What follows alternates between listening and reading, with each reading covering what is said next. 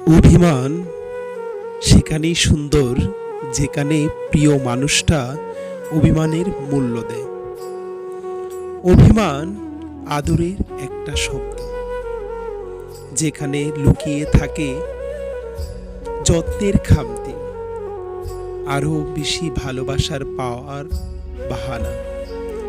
মানুষ সবার উপর রাগ করতে পারে, তবে সবার উপর অভিমান করতে পারে না। অভিমান হয় একান্তই নিজের মানুষের উপর, যার উপর অধিকার আছে। অধিকার বোধ থেকেই অভিমানের জন্ম হয়। মানুষ তার সবচেয়ে কাছের কিংবা খুব শখের মানুষটার সাথে সবচেয়ে বেশি অভিমান করে।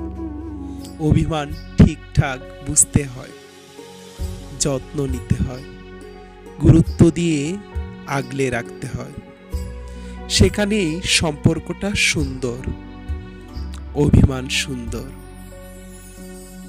একে অপরের সাথে সুখী।